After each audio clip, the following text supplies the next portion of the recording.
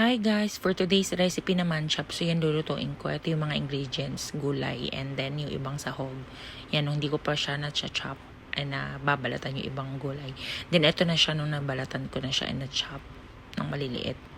With the condiments and sahog, bawang sibuyas, and mga gulay, and quail egg. Ito na, nagpainit na ako ng mantika. Kasi igigisa ko yung bawang and sibuyas. Ito na, minix ko na siya. No, medyo paluto na siya. Ayan, hinalo ko ng bagya.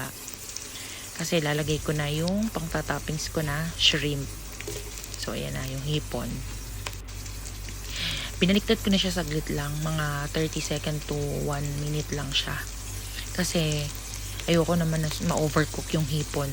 Kasi pag na-overcook siya, dumidikit yung balat sa laman. So, hindi mo na maanong kainin. Then, yan. Hinango ko na siya kasi nakita ko medyo luto-luto na siya. Tamang-tama lang. Ang susunod ko naman na gagawin dyan is yung atay naman yung igigisa ko para pang sahog mamaya. Medyo lasak nga pala siya kasi ano siya frozen. So binabad ko sa water din yan. Yung iba hindi nila minimix agad. Paglagay ako gusto ko siya i-mix kasi wala namang problema kahit yung sahog ko is medyo lasak para mas malasa yung maging gulay mamaya. Then ito na. Minix ko na siya kasi medyo luto na yung kabilang side. Then next ko naman na gagawin is ilalagay ko yung carrots na chinap ko ng maliliit. Yan. Then after that, minix ko na ulit para mag-incorporate. Susunod kong gawin is ilalagay ko na yung green beans. Yan. Yung green beans parang per piece is hinati ko lang yata siya ng 3. Pag maliit, 2 lang. Ayan, minix ko na ulit. Then, sunod ko nilagay yung sayote. 1 piraso lang din yan. Minix ko na lang din. Niwa ko ng maliliit. Ayan, kailangan i-mix para mag-incorporate siya at maluto mabilis. Sunod ko nilagay is yung cauliflower and broccoli. Ayan. Then, mix lang ng kaunti para maluto ng ayos.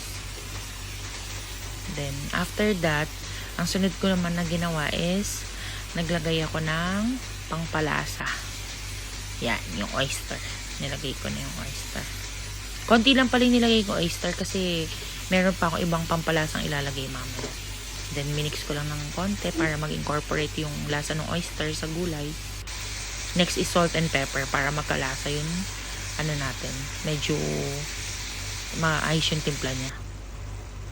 Sunod ko nilagay yan. Naglagay din ako ng konting soy sauce para merong konting alat.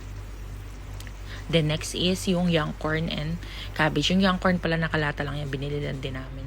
Then ayan. Yan yung pampalasang sinasabi ko. Yung kinisa mix. Para mas lalong magkaroon ng linamnam yung gulay. Isang buo pala yung nilagay ko na pack niyan. Then next yung cornstarch na inano ko sa konting water. Para medyo lumapot. Sunod na is yung yan. Quail egg. Nabibili lang din yan na nakalata. So, hinugasan ko lang yun. Hindi ko na binoil. Then, ayan, binalik ko na ulit yung shrimp na niluto kanina as toppings nung medyo paluto na yung gulay niyan. Then, ayan na. Konting boil lang para saktong-sakto yung pagkakaluto sa gulay. Hindi sobrang hilaw or matigas and then hindi rin sobrang lasak. Yan na. Luto na siya nung time na yan. Then, yan na. Ito na yung like a minute before na patayin ko na yung kalan. Konting luto pa.